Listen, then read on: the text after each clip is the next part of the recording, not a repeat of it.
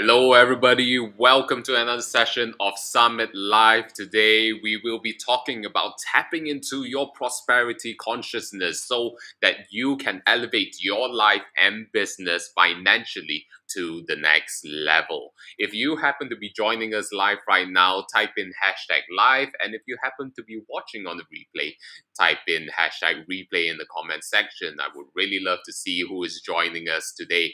And definitely feel free to leave your questions in the comment section, especially those of you who are joining us live, so that I can raise them up during this session to ask our guests.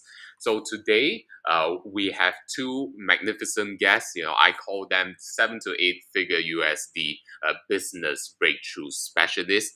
Firstly, we have Dorothy Andreas, who is the author of Streamline Success, Eliminate Chaos from Your Service Business. She left college at 19 to pursue her first of 9 profitable businesses and mastered the art of communication, retained staff for decades in high turnover industries, and created national brand recognition for regional companies. With over 80 awards for business growth, client satisfaction, and community service, Dorothy has merged the psychology of human interaction and business success to help individuals, organizations, and businesses function more effectively.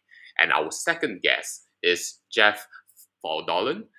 He is the founder of New Concept Coaching, and with a singular understanding of human behavior, Jeff has dedicated the last 3 decades of his life to mentorship and guiding others on how to break through negative beliefs and limitations. Prior to finding his life's meaning through coaching, Jeff's journey was rocky, where he nearly lost his life. But after an excruciating recovery, Jeff went on to become a 2-time best-selling author.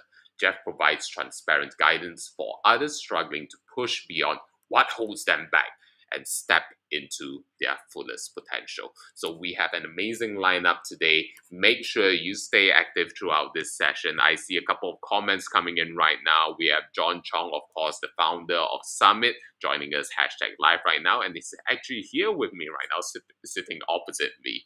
We are just setting up for our launch event that is happening this Saturday. And we have Tyra, who's joining us from the US, hashtag live. And then Tyra says, greetings, John. Tak Tak, who's joining us from the Philippines, hashtag live. And great to see all of you. So without further ado, let's bring on our guests. So firstly, we have Dorothy Andreas.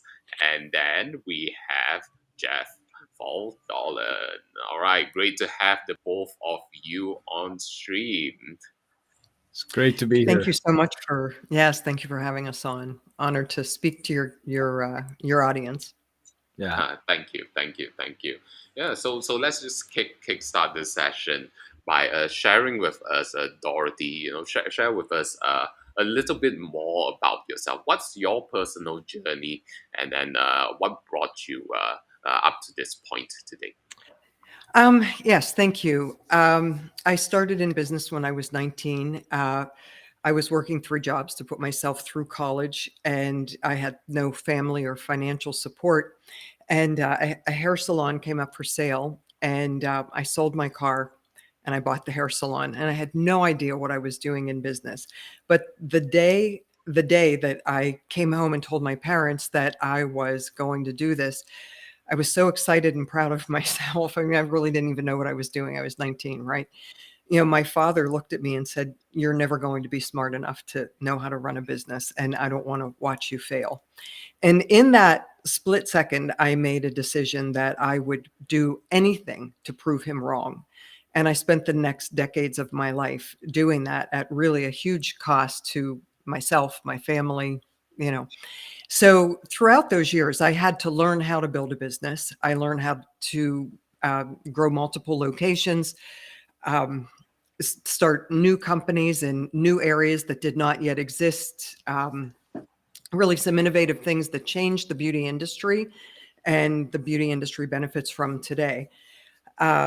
When maybe 5 or 6 years ago, I decided it's time to take 40 years of experience out of my head and put it into a book. And so I wrote the book Streamline Success. It went to bestseller in a couple of days, and it was really very exciting. I'd been a keynote speaker for many years on business growth and mindset, public speaking. And at that point, I was still stuck on some things that were self-limiting beliefs. I met Jeff Faldalen, and he became my coach. And he said to me, "You need to be coaching full time." And I really started looking at my life and what I was doing and where the most sense of joy came from. And it really was watching people grow and supporting people grow on a tremendous journey where their mindset would completely shift from believing that they could, have a life that was that big to really creating anything they wanted. So I then wrote a second book, Conflict Revelation. The book went to international bestseller in 9 categories. And that was really very exciting. And that's when Jeff and I really started working together about how do we really get people through what holds them back in life from having the prosperous abundance that everybody dreams of. And we've had tremendous success with the programs. Wonderful. Thank you, Dorothy. And yes, if any of you are interested in checking out Dorothy's books, you can check them out on Amazon. As you can see, we've got Streamline Success, Eliminate Chaos from Your Service Business, and Conflict Revelation, the 3 essential elements for creating harmony in business. So yeah, thanks for sharing with us, Dorothy. And how about yourself, Jeff? Share with us your journey and what brought you to us today. Yeah, it's been fun. I started out this journey in a little different way. What started my journey was me having my greatest failure, which was ending my life. And I woke up in a hospital and had a nurse looking over the top of me and asked me some questions of, where you're at. I knew I was in the hospital. She asked if I knew who was in the room. I could tell that it was my family members. And then she asked me a question that forever changed my life. And then she went on to tell me that I was in a near fatal car accident and that my sister was across the street fighting for her life in another hospital.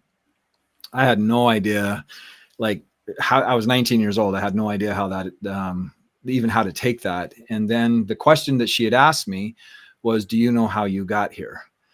And up to that point, I had done everything possible aside from I played Russian roulette, drove like a madman. I was a full-blown alcoholic by the time I was 13 years of age, doing everything I could to destroy my life in many different ways, and really didn't value who I was. And then what got my attention was when I almost ended my sister's life. And that got my attention. And so that started me on this journey of really starting to look at what is it inside of me that caused me to almost end my life and my sister's life. So I've been obsessed with it since that point of really understanding what potential is all about. And for me, it's the actualization of possibility. And for a lot of people, they don't understand that when they hear the word potential, they think that it has to do with positivity. Well, that car accident is potentially running your life into the ground. And like I said, ended up being my greatest failure because obviously there's someone that had a bigger plan for me. And I went on to create a very successful jewelry career. I was one of the first ones that really built a huge presence on the internet, very successful in it, did jewelry for 20 plus years and ended up one day waking up. I was very successful on an auction site. And one day woke up and all my auctions were in the email box and went, oh, maybe there's some things that I need to pay attention to. And I could feel at that point in my life that there were some things that was happening wasn't aligned with what I was truly doing. And it put me on this quest to really start looking at what is congruent and aligned with me. Got into internet. I've been doing internet marketing before web was introduced. I played around with it back in the 90s, intrigued by the whole idea of leverage in our time. And as the journey expanded, I really started looking at how I could take my journey of being able to go through the limitations that I had to drink, I had to drug, I had to check out. I couldn't deal with my inner world. and then seeing how that impacted my entrepreneurial journey as well. And so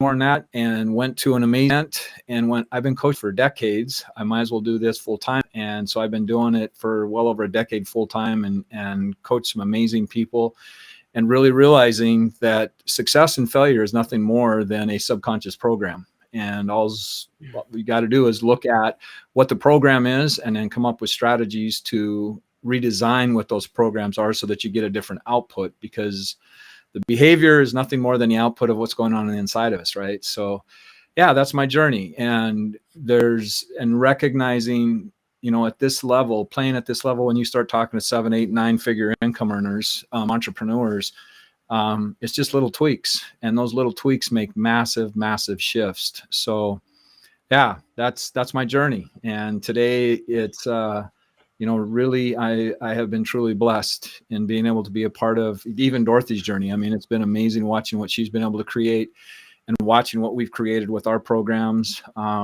This is the purpose of life, right? Of really taking what you have learned and impacting other people's lives. So I'm really, really glad to be here, and thank you. Wonderful, very, very meaningful story, and thank you very much for sharing that with us. And of course, Jeff has his book out on Amazon as well. It's called The Map to Your Fullest Potential: Discover the Secret Path to Your Greatest Treasure. And of course, he has a book called Creating Acres of Diamonds. All right, and what's For the last experts. word for that? For experts. All For right. experts, Yeah. So you can definitely check out Jeff's books on Amazon as well. So it's great to have the both of you here today with us. We are truly honored with your presence. And then as we can see, we've got a lot of greetings coming in. They say, "Hi Dorothy, love your energy," from John, our founder. And then we've got Tyra saying greetings to Robert. And then Tak Tak said, "Hello Dorothy, nice story, very inspiring." Okay, yeah, and then I'll get to a couple of questions in our chat in a bit. But before that, turning around back to you, Dorothy. So you mentioned that through your journey, one of the things that you had to overcome was this sense of needing to prove yourself Yes. to your dad, right? So what was that point in time in your life where you realized, hey, I needed that mind shift? Could you share with us what it was costing you at that point in time, and then what was the tipping point for you? Yes, I mean, what it was costing me, there was tremendous energy being spent trying to look like I knew everything, right? Like trying to look like I had all the answers. I was the boss. I was growing, businesses, so I had a lot of employees. And as the boss, people always expect us to know everything. And I really kept up this act that I knew it all, while I was often terrified inside. And I recognize that's a pattern with so many people, that we've got this fear inside of us. In the 90s, I had spas and salons, and I was the importer distributor for a product company out of Parma, Italy, Davinis Labs. And I was traveling around the country opening accounts. And I started thinking, this is around the time that professional hair care products, there was a lot of competition. Like, you used to only be able to buy professional products in salons. Then you could start to buy them in other places, other, beauty warehouse kind of things. And so I thought, to set myself apart, I really need to be offering something more. Right around this time, I had also been elected as the international president of an organization in the beauty industry. I was the first female and youngest person ever. I was 35 years old. So the epiphany happened around 35 years old. And so, at that point, it's 16 years that I've been running businesses and really working hard. I was in a marriage that wasn't going great. I had 2 very young sons.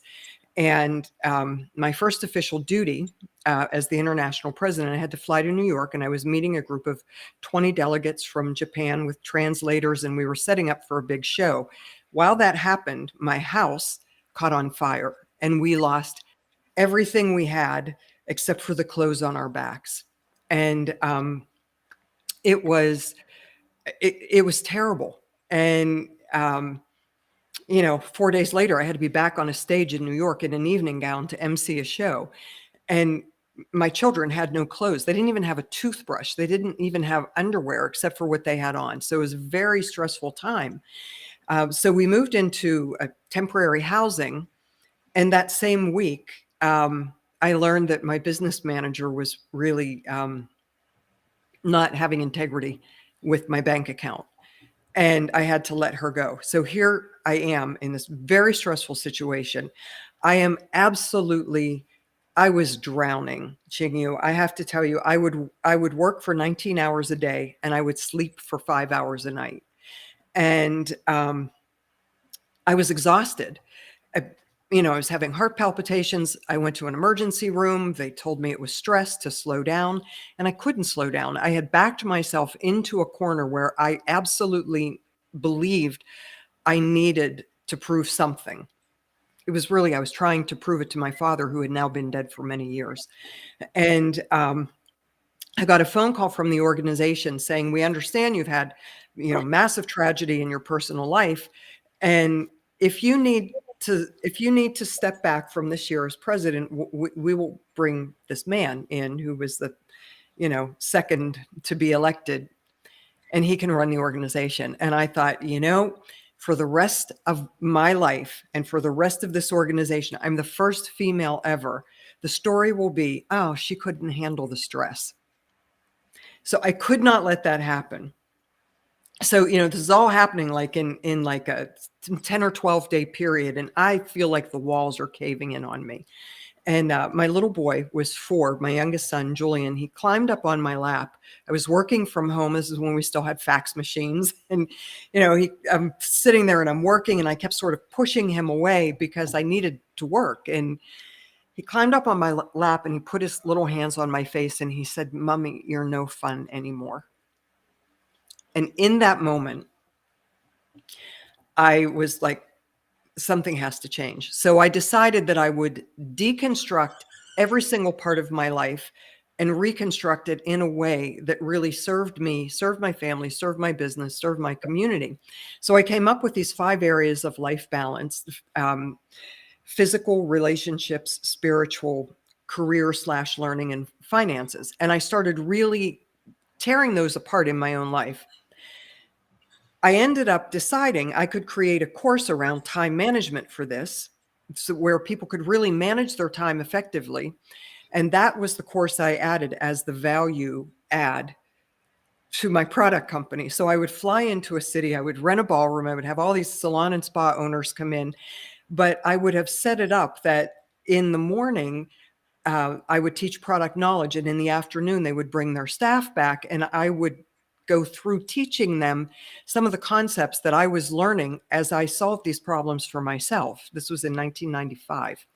And I was in Florida one day, and I'm at the head of the room, and I'm leading people through the workshop, and this man in the audience just started crying. So, you guys both know, and anybody who's listening, when you're standing in the front of the room and somebody breaks down and starts crying in the audience, it sort of tweaks you a little bit. So I get through the workshop, and he approaches me afterwards, and he was sobbing.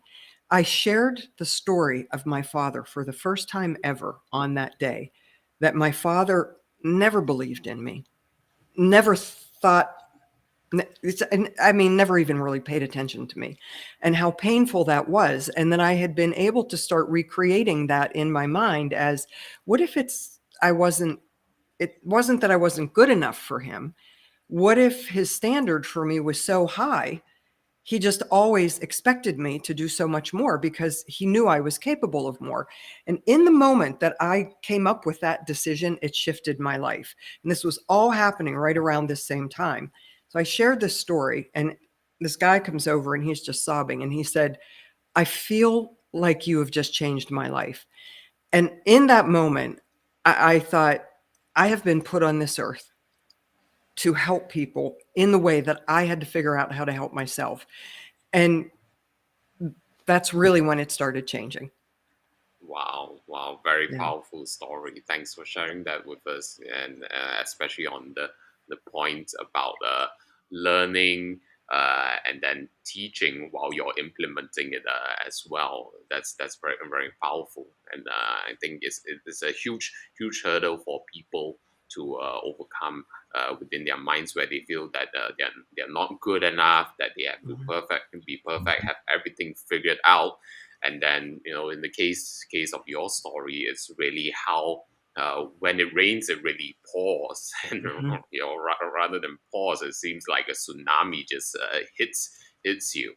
Right, but I believe, with your story, like what Trader Rob is saying, this is going to create so many breakthroughs, and thanks to the both of you.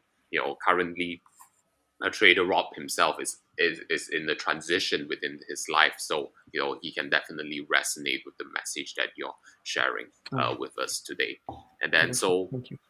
yeah, and then as you can see, we have Michelle joining us from Australia, saying, I feel you, Dorothy. I can associate with your story as well. So talking about how when it rains, it pours. So let's move to Jeff. Right. So you have a story, where you shared with us about your car crash, and then Mhm. how is it that you were drinking and driving as well. What was the thinking during that time when you were drinking a lot and then being reckless essentially with your life, and Mhm. then the shift? You touched a bit about the shift, but let's talk Mhm. more about what was the thinking before that. There wasn't a lot of it. I did everything I could not to think. And I was a full blown alcoholic when I was 13 years of age, and just really had didn't I didn't expect to live to be past 25 years of age. And when that car accident happened, the thing that saved me was that my sister was in that car. If it had just been me, I wouldn't be here today, right? Because I had already broken many bones, crashed many cars, like done many crazy things. And I heard people saying all the time, you're going to get killed or you're going to kill somebody. And my attitude back in those days was just, well, if it's their turn, it's their turn. And it took having my sister in that car for me to really get my attention. And out of that, the turning point for me, and again, it took me well over a decade for me to even really process the amount of guilt and shame for what I had done to my sister. And this had a massive impact in how it showed up in all areas of my life. And because I got a DUI, I was broken up. So it took me a year to recover physically. And during that process, I really contemplated that question that she asked me of, do you know how you got here? And really started looking at, why would I want to live my life the way I've been living it, and what has been driving me, and really getting in touch with how much the environment had impacted me. Like, 75% of life is by the age of 5, right? And really looking at how the environment impacted me. And it's not about blaming it, it's just understanding how these various things create the programs that are within ourselves. And this is what we access when we want to show up in a certain way. And I had no confidence. I didn't feel like anybody believed in me. I didn't feel like I had any aspirations. I graduated sixth in my class, right? But there were only 6 in my class, right? And I mean, I had to beg the school board to let me graduate. I hated school, because of things that I was programmed to believe. I was programmed to believe that I was an idiot. I didn't have any smarts. I wasn't able to create anything. I'm not going to make anything happen. I'm worthless. Like, these are the programs that I had growing up in the environment that I was in. I was, raised in an alcoholic home where there was drug addiction and violence and all kinds of crazy stuff. And when the car accident happened, right after that, I went into college because I had to prove to everybody that how guilty I felt for what I had done to my sister, and not recognizing the motivation behind what it was, that what the motivation was causing to make the decisions that I was making. And then I get into college, and then I find this relationship, found the love of my life, and I hadn't given up drugs entirely at that point. And then she broke up with me, and then I was just like, I really want a better quality of life. And then that's when I really got serious about this transition of getting into getting clean entirely. And that was January 25th of 1990 that I made that decision. And I got into this transitional world like my life depended on it, right? There's a quote, and this is one of the things that I see. This is such an incredible conversation and the timing of everything, because I've been really, really spending time looking at what are the common denominators for everybody that I've coached, my students, my clients, myself. Like, what are the common denominators? And the first one that come up, like glaring obvious, is our inability to be rigorously honest with ourselves. And so for me, my life depended on it. Like, if I didn't get rigorously honest with myself, not only am I going to die, but next time I'll probably take somebody's life if I go back to drinking, right? So I really took that very literally, and from doing that, I've been able to create what I've been able to create. But I went into jewelry, and that's where I ended up getting the corporate world, really rising high in the corporate world.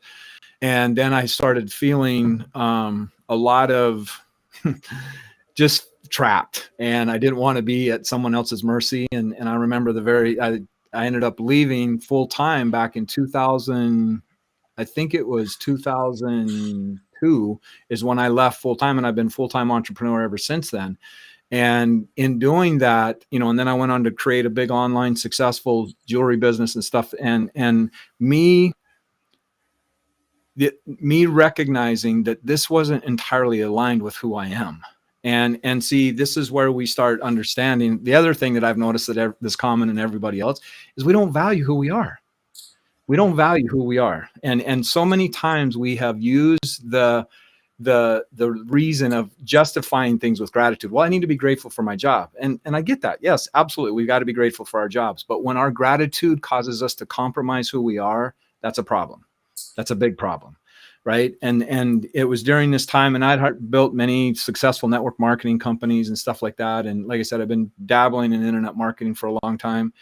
But when I got really clear on what I was meant to do and what I'm supposed to do with my story, that's when I started getting a lot more power and momentum behind what it is that I want to create, and really do hypnosis, doing the different things that I do with programming at a subconscious level with people. Because every one of us has events in our lives that has significantly changed our lives if we give ourselves the opportunity to get honest about it, right? And when I was in second grade, there was this kid that was a little bit mentally slower than everybody else, and I really befriended him.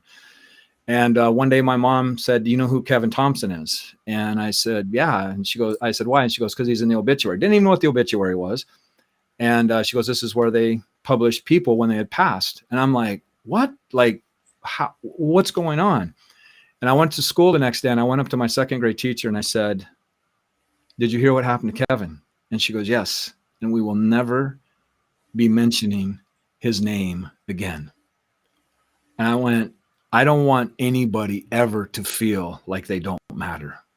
And that's why I'm doing what I'm doing today, right? Because each and every one of us have invested every moment of our lives into this beautiful thing called our story, and it has incredible value, right? It has something that can impact this world in a way that only that person with that story can impact it, right? I can do it a certain way. Dorothy can do it a certain way. And this is the dynamics that she and I have. And like I said, and the reason I really enjoy working with entrepreneurs is because entrepreneurs are problem solvers, right? This is what they do. This is their jam, of being innovative and creating things in a way that makes a bigger impact on this world. And with that said, it brings up stuff that we really start to, every time we expand, we start finding the limitations that held us at our current place. I just really have been obsessed with the word potential. And it's been amazing what has happened with my life, and that it's touched. And my pain has taken on purpose, and it's the greatest blessing of life. Wow, very very powerful when you say your pain has taken on purpose, and it's truly being able to have that mind shift, that perspective shift in people's minds, where they are able to see pain as a potential to be better, right? A potential to tap into their inner calling and to bring out what they're meant to do, right? And I find it very interesting how is it that with both of your stories, it took someone on the outside that you cared for to really shake up your world, right? And then I think for Jeff, it took two instances, right, to really nudge you onto that path. And then like Trader Rob says, it's incredible how much we evolve when our purpose demands us to. And then with Tyra sharing with us, some of us allow people's opinions to become their opinion of themselves. How is it that we allow the external to shape us internally, and then we forget who we are? And then just by how magnificent our world works, our universe works, our inner calling demands to shine into this world, right? And it's a life that we have to honor. So thank you very much for sharing that story with us. So one of the things that you pointed out, Jeff, was talking about the need to be truthful and honest to ourselves, right? And what did you find that you had to be really raw and honest about yourself that really made that breakthrough moment, that breakthrough realization? What was that for you? Great question. And I have to be sensitive to time because I could spend a whole class on this because so each one of us have been bestowed this wonderful gift called choice. Right. And all the choices we have made over our life obviously has designed our life. And for me, I really had to look at what was it I enjoyed about jewelry, right? Because I had a very, very successful career in jewelry. I was very good at designing. I was very good at making it, loved it. And then there were components of it where I felt like I was like being ripped apart. And so I had to look at what was it about it that I really enjoyed. First of all, and getting my ego out of the way. See, and this is one of the things about our ego. Our ego does not like to be wrong, right? Because how do we communicate to ourselves when we have things turn out differently than what we had hoped? That what I just said, that everybody needs to write that down, because this is a big impact on what limits us is how we communicate to ourselves once we are wrong. See, I have no problem being wrong, because if I am wrong, then I understand that I'm getting closer to what it is that I want to create. It's just feedback, right? Feedback needs nothing more. So when I was looking at the jewelry component of it, one is I loved being a part of people's most significant moments of their lives, right? Like there's nothing more sentimental than jewelry. I loved making people feel valued, right? I loved creating something of incredible value in such a little piece of real estate. I loved the brilliance. I loved all the things about it. But then I had to get honest too about what was it that I didn't like, what wasn't that I wasn't aligned to. Because if we are operating out of alignment of who we truly are, we are going to break down. Like I've coached some of the biggest network marketers out there that have built massive organizations, and they started getting behind the scenes of what the company really was like. And it was way out of alignment with who they were. And they ended up in the hospital, right? Because it's again, when we are operating from our true agency, our true congruency in who we are, that's where our power is, right? And transformation is nothing more than reframing the things that have created us to be the person that we are, and really becoming the authority in lives. I mean, we look at the word authority, the first part of that is author, right? And what causes us to believe what we believe is what creates a belief is intensity, repetition, and authority, right? So really looking at and giving yourself the permission, really giving yourself permission, because here's another thing. Nobody's living your life but you are. Somebody mentioned something, opinion from people that have lived it before you, or the ones that are living it with you, right? Like that's the only opinions to listen to, because the thing that's important about this is giving yourself full permission to pay attention to what feeds you and what drains you, I mean, that's a great place to start, right? Really looking at that, and then looking at your narratives about how you see yourself. How do you see yourself, and how do you see your story? How do you see your past? What parts of you do you wish not had happened? Like, all of these are parts of the question. How did you get here? Right? Like, that's the question that was like a game changer for me, is asking, how did I get here, and where did I compromise myself?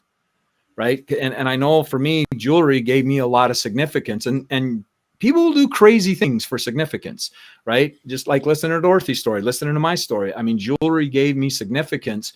And because I was getting it from doing that, it didn't allow me to see what it was really costing me, because the significant had more value. And like you're saying, the value of my girlfriend and my sister, when we really figure out what's most important to us, then we can get really, really clear about what it is that we want to create. But most people don't know what they really value.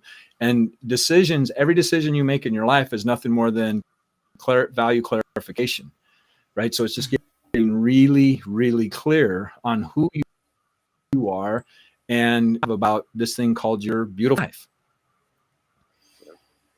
Wow. Yeah. And one of the most important things, I believe, that you pointed out, is to be very clear with the feedback that you're getting. Right? It's very easy for people to actually misinterpret the signals internally and externally that we're receiving, and then they are just making really, really bad decisions out of it, because they are interpreting it in a very disempowering way, right? So you talk a lot about the alignment, and then just being true to yourself on what drains you and what empowers you. And perhaps from that point, Dorothy, could you share with us, how can people differentiate the difference between, okay, this is just part of the journey, I need to go through this tedious process, and then I break through it, and then it's in alignment with my purpose, right? Versus something that is truly not in our alignment, and then it will eventually break us down. How do you differentiate that, right? Because you have to juggle with the thought of, oh, am I just being lazy? Do I not want to do this task and all that? How would you, differentiate? I think it's really important to pay attention to our energy and our excitement. That if something is energizing us, we're probably doing the right thing. If something is completely shutting us down, either we need to get help and learn how to figure out how to love that thing, or we need to delegate that thing to somebody else. One of the biggest things that I've seen in the business growth process is that, as we grow a business, it's really important to create a system around everything, because the more finally the system is replicated, the more the business grows. But that's just putting the systems in place. That has nothing to do with the mindset shifting that you're talking about. And it really, Tyra brought up ego over in one of the questions, and I think that ties beautifully into your question.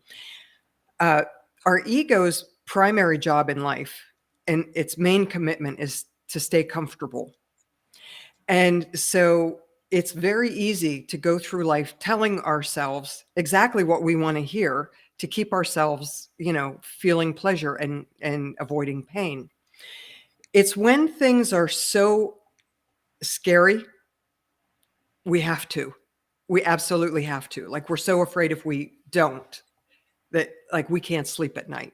So I think that that's a good indicator. A lot of people will come to me and say, or like I speak at a lot of universities, I really want to start a business when I graduate from college. How do I know what business to start? So here's what I say to that. What do you love to do? What do you really love to do? You love to ride your bike? Great. Open a bike shop.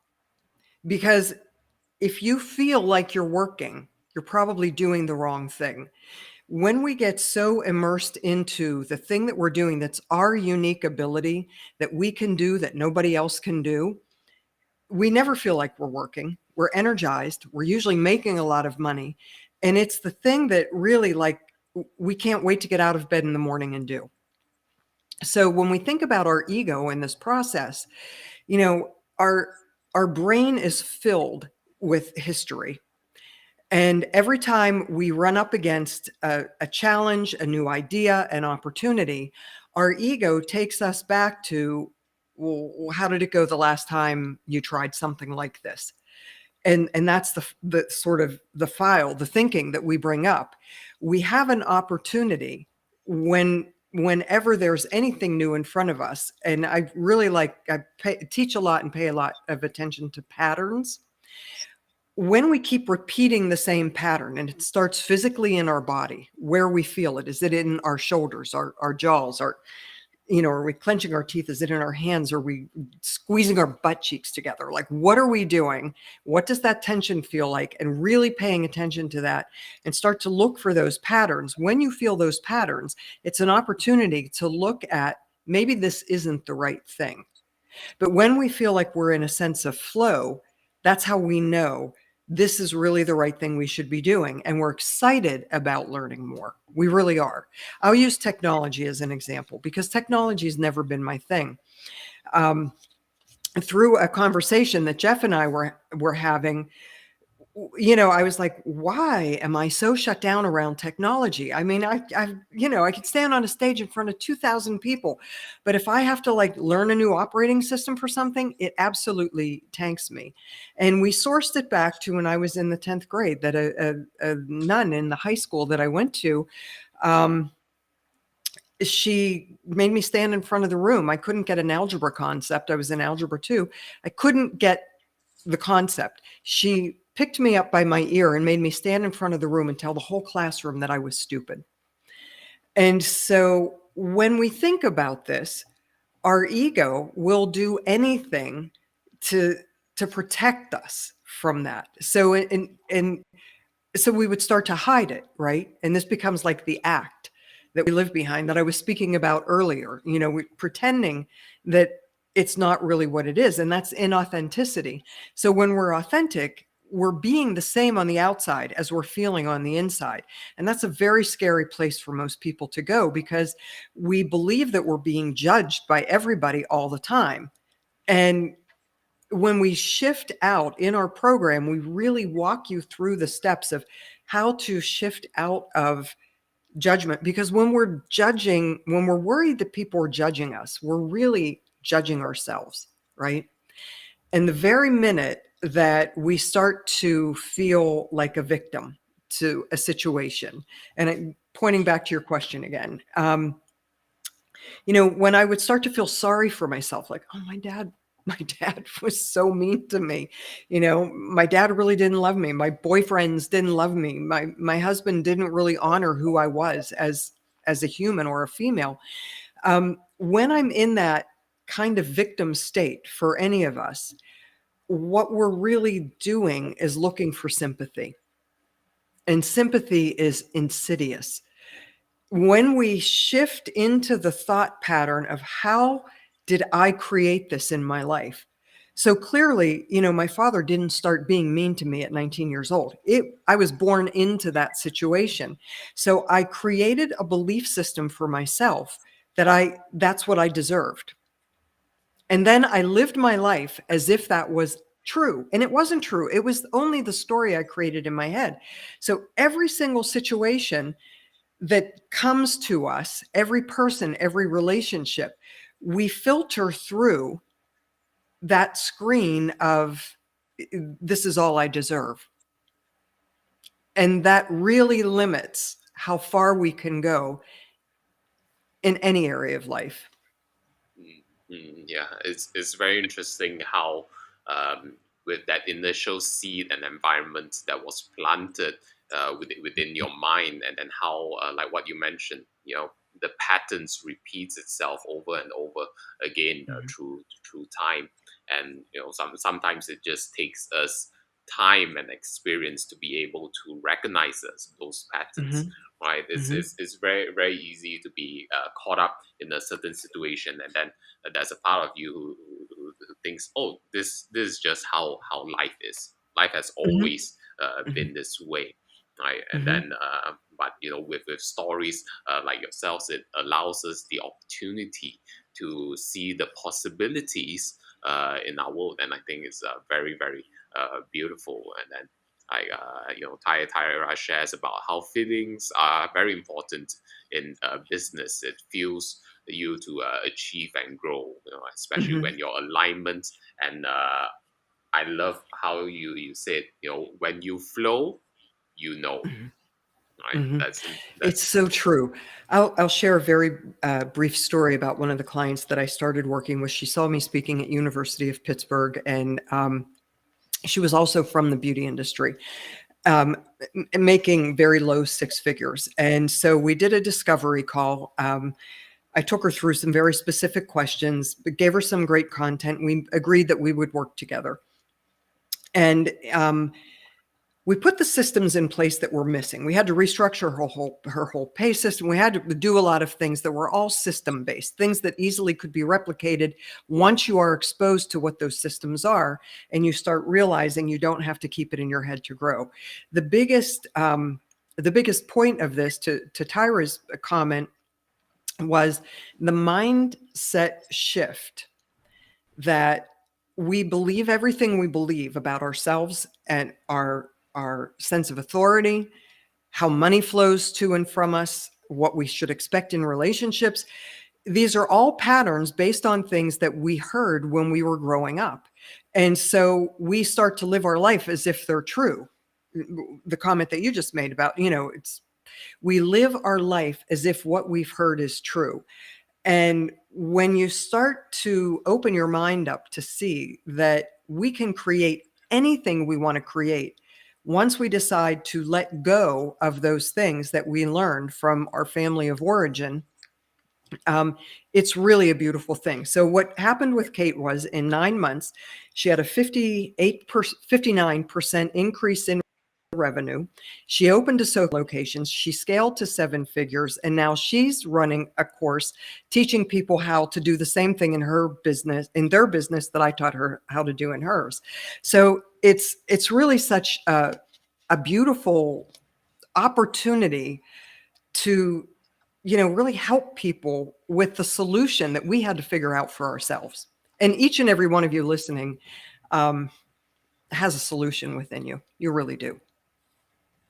wonderful. Yeah, thanks for sharing that with us. It's amazing how where people are able to experience through your story, through your lessons, through your implementation, and to be able to create a shift in their own lives as well, and to really get their breakthrough. And it's a really meaningful journey, to be able to impart that upon yourselves. And I always have this feeling it's as if you're speaking to your past self, right? Mm. Mhm. Yeah, it's having that opportunity to reach out to a part of you that is in the past timeline that's trying to get that lesson and that breakthrough. And it's truly a gift, what you've shared with us and are continually sharing with us.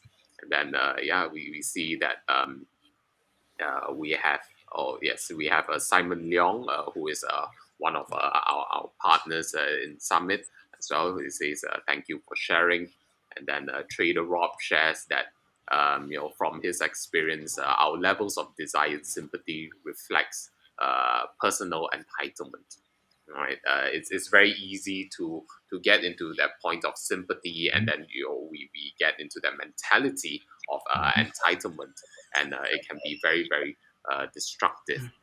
Mhm. So with that, I see that we've got a question from John, our founder, earlier on. He says, greetings, Jeff. How has your priorities changed since 2020? And I'm sure that he is probably referring to after the whole pandemic shakeup Mhm. and all. Yeah, how has your priorities changed? They became mission critical because really it was a great, incredible opportunity for everyone. And it really made me step into really, I mean, 2020 I've had ever. I mean, it absolutely exploded in what I was doing with my coaching business, my training, my speaking business, and things like that. And it really got me into looking at getting people to step into their greatness. And so how it impacted me is just, it set my soul on fire that much more, because getting people, and again, it's understanding necessity is the mother of all invention, right? And when people have something impact their lives like that, they really find out what they're made of. Of course, in the beginning, it's not that much fun, because it's like, oh my gosh, what do I do? I've got to, you get really clear on what you value, right? And I think it was a great opportunity for companies, for individuals themselves. Like, companies have totally restructured everything that they're doing and allowing people to work from home.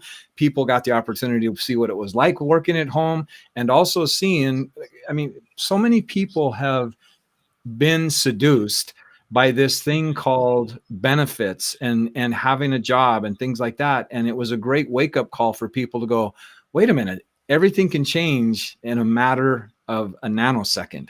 And that's like same, very like, again, I had a very similar experience when I woke up and I had over 1,500 auctions in my email box. Multi-million-dollar jewelry business shut down in a morning, and I had to reinvent myself and really figure out how I'm going to do that, because it's in the moment of crisis where we really find out what it is that we access, and being able to stay what here. And it's a great question. It really revealed, what am I committed to? What am I really, really committed to? And I'm committed to empowering people to step into their fullest potential. I'd written my book a couple of years before that, and really, I got hooked up with another partner, ended up going to we started renting Airbnbs and creating events for men. And we created a whole organization around that, and just really focused on doing everything we could people with strategies so that they could understand how they could change their inner dialogue, their inner programs. I was going through one of my products that I was creating, and it was interesting. At that time, I had gone to the dentist, and I was talking to my dentist about how people who was dealing with the pandemic. And he said, the amount of broken teeth have increased exponentially with his clients because of all the stress that they had from the pandemic. Right. It's our ability to manage ourselves when we are in, right, crisis is opportunity. Well, and really, so how it changed my priorities is I really have to do everything I can to educate people on how to do this, and let them see this as an opportunity, right? Because we all have a higher self, whatever anybody else believes about this. Like, we have an intuitional higher self that is guiding us, that's not really interested in our comfort. It's really interested in guiding us so that we can step into this version of ourselves where we trust and recognize that we are the creator of our lives. Like, everything we've done in our life, how's the saying go? As it is, as I am, so it is. As I am, so it is. Which means life happens through us. It doesn't happen for us or from us. It happens through us. And so I really, it fired me up. And that was my priority, is really doing everything I could. I've created 7 products since 2000. I'm just really doing everything I can to get people to understand, to have strategies to get them to, because when we have such a crisis happen, what we do is we access infant programs. And if we were raised in an environment where we don't trust our instincts, we have some issues. We have some opportunities for us to be able to redesign how we step into that unknown. And I created one of my courses. It took me over 9 months to create. So it was just like, it got, to use a firm term that some of us are familiar with, is mission critical. So that's how it changed my priorities. Yeah. And so it's definitely interesting to see how we are going through this collective experience together. We're going through 2020, 2021, and as we are exiting right now, and going into a brand new world, essentially, and reconnecting with each other. And it's interesting how you mentioned about the dentist talking about people with broken teeth. And one of the things you talked about was inner dialogue, right? So I'm just curious, because I read a lot of research talking about, how is it that there's a segment of the population who actually vocalizes to themselves, right? And then there's another segment who doesn't have that vocalization, Right. So I don't know if you've ever really looked into it. So so there seems to me that there's these two different modes of thinking, right? One from what I understand is more vocal auditory within themselves. Okay, and then the others is probably more external, visual and feelings based, right? So with that difference, right, do you see um, different approaches for each individual? Uh, this is an open question Yeah, to for, both. yeah, for sure. And first, the first thing that I get very passionate about this. So sorry, Dorothy. I get really No. passionate about this component of it. We have been so indoctrinated thinking through the eyes of duality, which means it's either or, right? And I want to belong to this tribe or I want to belong to this tribe. And in the United States, you're either left wing or you're right wing, and we forget that both of those wings are attached to the same bird, right?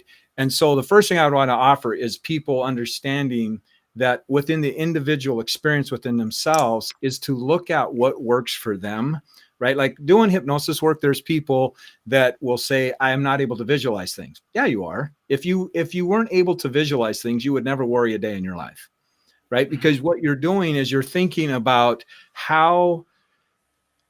So okay, I'm going to give a big secret, just going to put it out there right while everybody's here. What determines the quality of your life?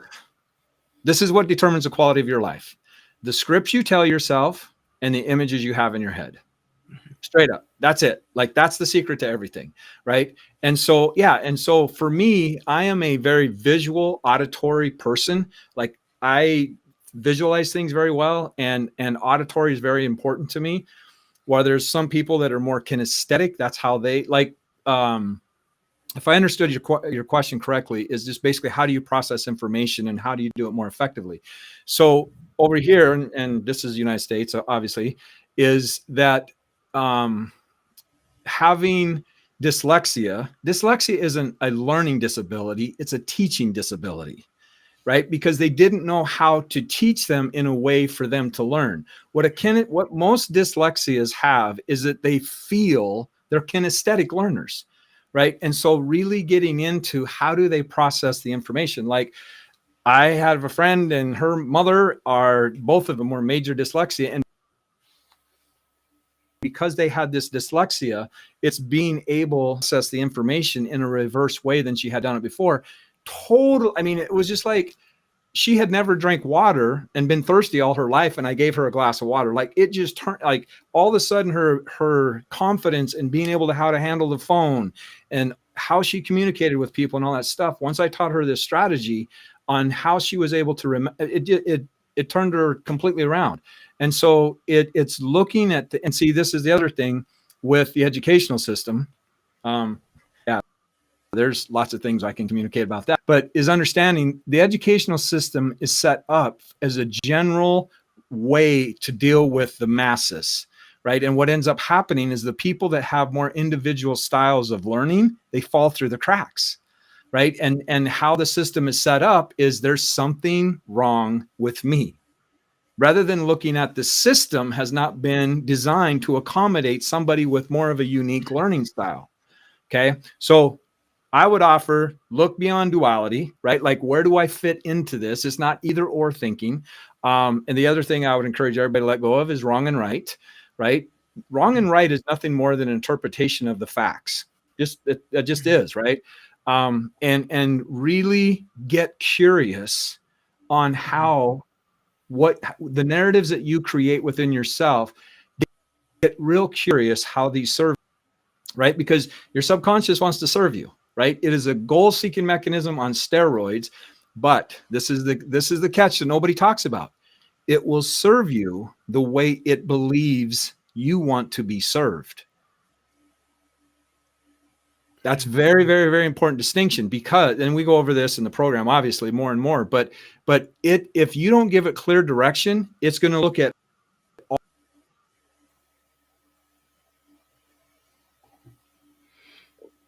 Okay, it seems that all Jeff of your has past frozen history, all of for a your bit. inner programming. Yes. So I'm here. yeah, so haha, Oh, okay, you're back right now. Yeah. Okay. so Yeah. Okay. Cool. Let me shut that off. Okay. Sorry about that. yes, But yeah. I just like to, yeah, go ahead. Are you? I'm No. Go sorry, ahead. You're Jeff. all right. Go ahead. Yeah. I was good. Yeah, no, I was going to talk about curiosity and what an important piece of this is, and no right, wrong, no good, bad. We're lost, and then we get found. We find what we need, so we go from lost to found, and that's very different than good, bad, right, wrong. But when Jeff mentioned curiosity, so what I saw happen during the pandemic was that people were absolutely resisting the uncharted territory because there was no file in their head for how we behave in this kind of a situation, right? Because it had never happened in any of our lifetimes before. And so instead of just getting curious about, what's this going to look like? People had to be a certain way about it, and they had to make sense of it, and they had to watch this station or that station and get this information or that information to try and make sense of it, rather than just staying in the experience of this is something that we'll never again experience in our lifetime. Let's just stay here and see what we can create out of this by being curious about who we are in this situation, rather than resisting the fear of the unknown. Yeah. Very, very powerful. So it has, shifted us or given us the opportunity to shift our focus internally, to figure out, who we truly are, and to really Mhm. discover, our potential, our human potential. So, Mhm. with Dorothy and Jeff, if all of you are gaining massive value, as I can see, throughout the chats, we are Mingru is sharing with us from Malaysia. Both of you are awesome. And then, of course, previously Thank you. we heard from Jeff, you set my soul on fire. If you would like to have your soul set on fire by Dorothy and Jeff, we have an amazing event, a launch event coming up this Saturday, where we will be introducing our summit platform, where we will be bringing amazing experts like Dorothy, like Jeff, and many, many more together to share their message to the world. What is that shift that makes the difference, that helps you realize your potential within yourself, and then to create financial success, to create business success, but not only that, create it in a way where it's sustainable for the long run, where it serves all, because we are all here for the long run, right? It's Yes. enough that we see all of those short-term fixes, those magic pills, red buttons. No, we want sustainability, right? So this is what Summit is all about. And if you're interested in learning more, go to summitasia.com/launch, right?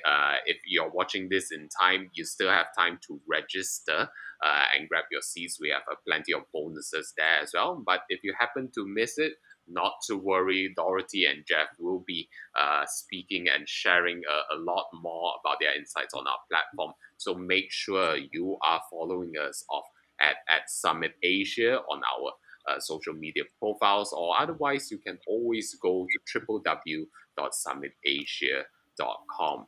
So, let me just go through the comments. We have Tyra who's saying, conceive, believe, and achieve, right? And then, she also points out, there's no wrong or right, just events to give us clarity, It's right? all And feedback. It's all all feedback. Yep. feedback. Mhm. And to recognize that fear is used as a weapon to control the masses, and it's time for us to take control of ourselves, our emotions, our minds, and look internally, be truthful to ourselves, and to recognize our true power by recognizing our true purpose, right? And then I see Trader Rob, he has a question. Melting pot economics is the future. How can we leverage mindset to direct our audience? How is it that we can leverage off the shift in mindset, right, to shift and move the masses? I'll speak briefly, and then I think, Jeff, you probably have more on this. But when I'm standing on a stage in front of a huge audience, or I'm online with a big audience in front of me, all I'm thinking is, how am I connecting to them in a way that we feel like we're in relation with each other, and I am providing a solution to a problem in their life. And it's really by sharing the part of ourselves, I believe, that we mostly have spent our life hiding because we don't want anybody to see it. But, you know, that's shallow. It's shallow. It's really going deep into what we have experienced to connect with the deep experiences of the audience. Yeah. Sharing a part of ourselves that we would usually hide, from the light, and it's bringing all of this to light. And I truly believe that it's because we have that level of ignorance about each other's experiences that creates this environment where we don't recognize ourselves anymore, because we are the first thing we look for is external validation. Is what I'm doing right? Is anybody going through the same experiences as I am, or is there something wrong with myself? Yeah, and this, can I just interject on yes, this? Yes. This is really, really important. Okay, so as I mentioned, I've been looking for the common denominators, like what has shown up for me over the decades of doing this. And again, the first one is getting really honest with ourselves, and the second one is valuing who we are. Right, your story, your journey is your greatest asset. Right, and when we are in our heads and thinking about, like when we're doing PowerPoints, nothing against PowerPoints, right? There's nothing against any of this. But when we are in memorization, we are coming from our head. When we are coming from our experience, and we can get into the emotional states where we were at when we had the experience.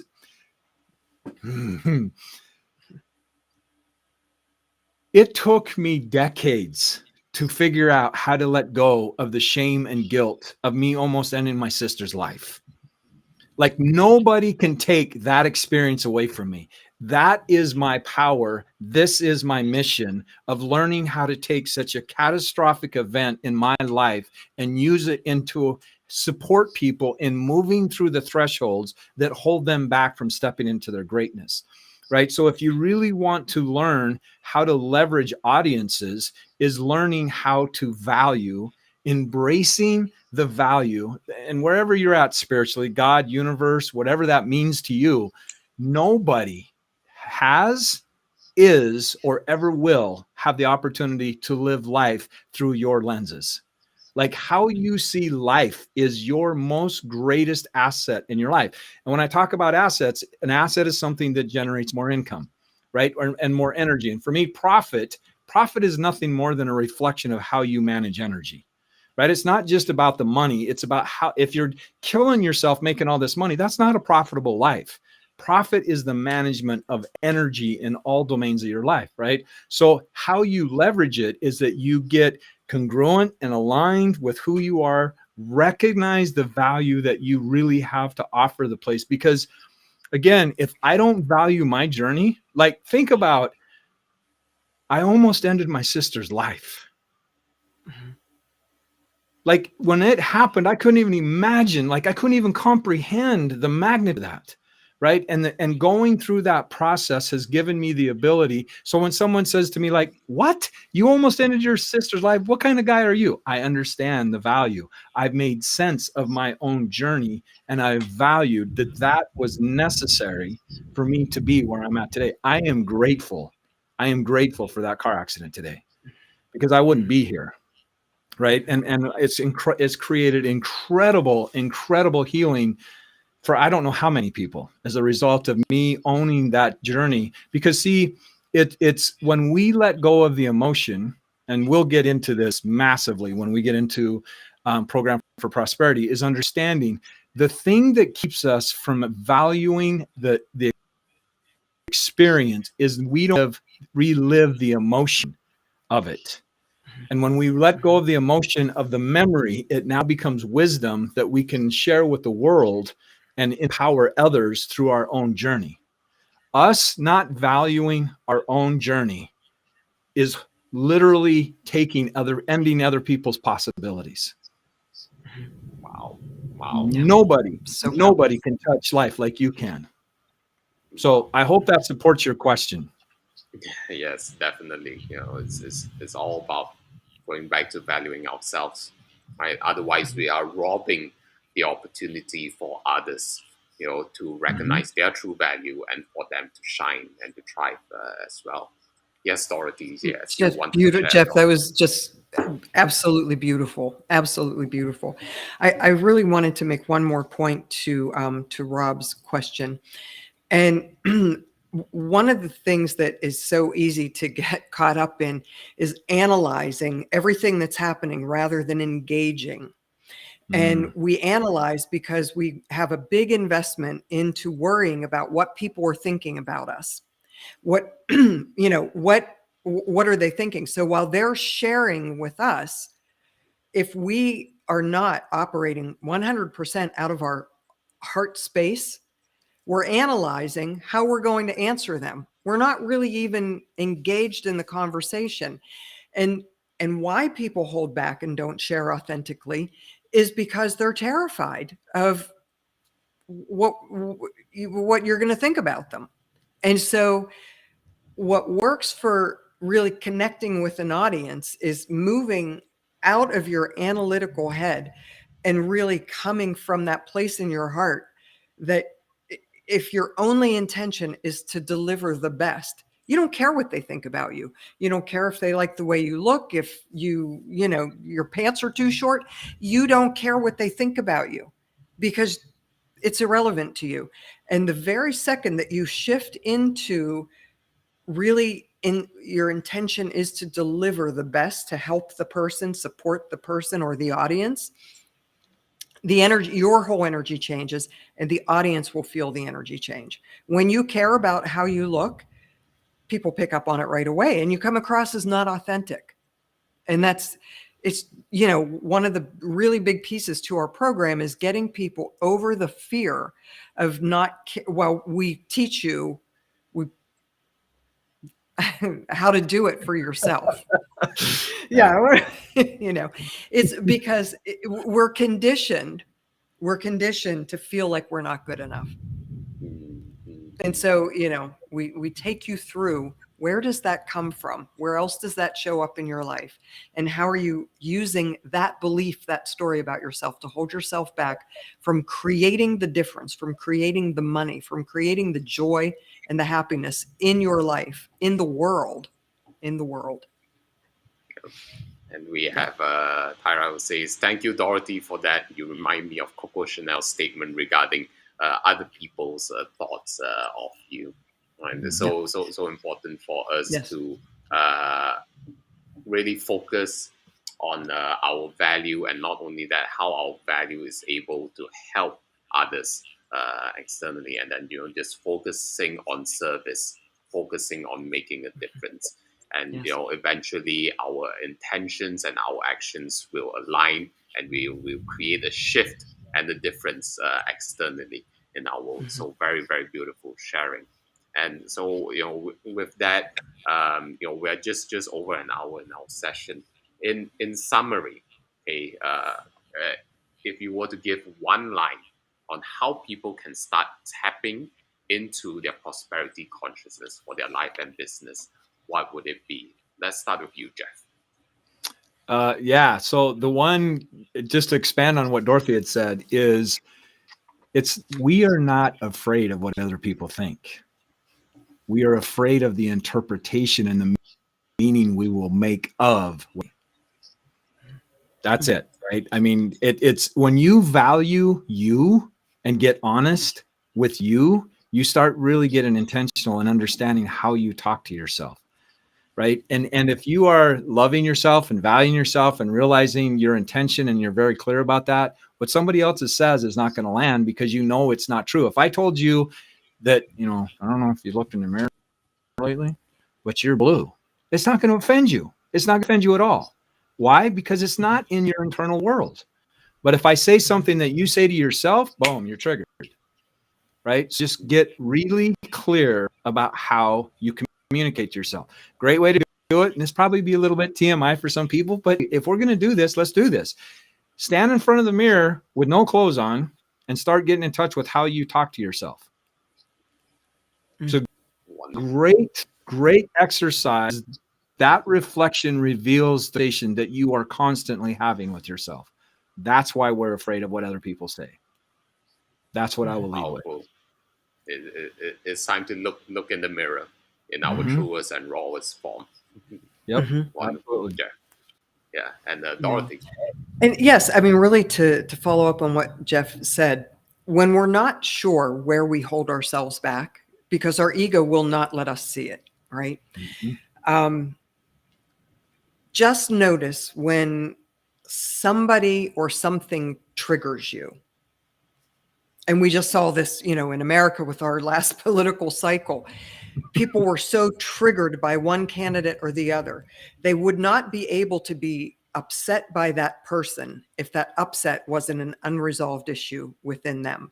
So when somebody really gets you in a state of stress, it is your opportunity to think, where is this unresolved in me? And that's a hard one for a lot of us to do, because we just want to point the finger at the other person and say, they're crazy. They're crazy. I can't even believe that they think that way.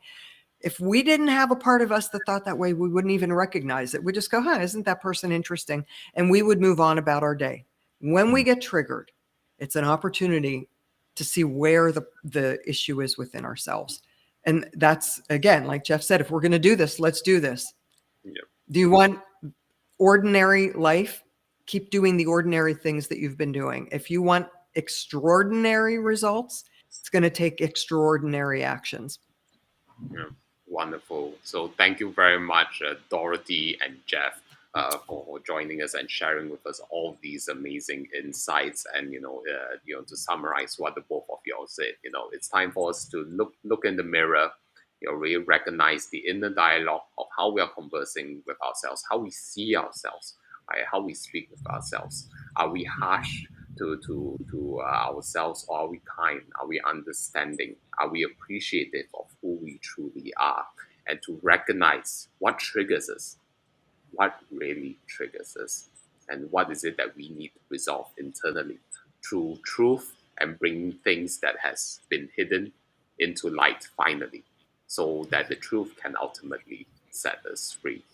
So if you are feeling, the power that's coming out from Dorothy and Jeff throughout this session, make sure you do not miss our summit launch event. Okay, you can go to www.summitasia.com/launch. We will be going live at 10 a.m. to 10 p.m. GMT +8. So it's a 12-hour marathon where we will be featuring Dorothy, we will be featuring Jeff, we will be featuring the father of digital marketing, we will be featuring a whole host of amazing and transformational speakers, so that we can share with you, okay, the amazing platform that I'm so excited. I just can't wait to present to the world, right? Because if you think this is life changing, wait till you see what's about to come.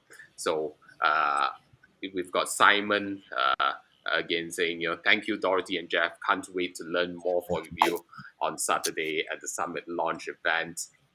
And then Tyra thanks us as well. There you go. And then we have Tap Tap again from the Philippines saying thank you, Dorothy and Jeff. Tyra says thank you to the both of you. And then Simon says extraordinary results take extraordinary actions. And if you're ready to take extraordinary actions, it's time to take action. Make sure you register and join us during the summit launch event happening this Saturday. And if you happen to miss it, don't worry. Make sure you are following us on our platform, okay? On our social media platforms. I am running this summit live streams every Thursdays. The time may vary, but it'll be within this day, all right? And then so you gain amazing insights and get the opportunity to have your questions answered by experts, by transformational leaders like Dorothy and Jeff. So once again, thank you, Dorothy. Thank you, Jeff. And thanks to all of you who are watching us throughout this Yes. session, whether you're live or whether you're watching this replay. Much and everybody take care and goodbye for now. See you next time. Good night. Take care.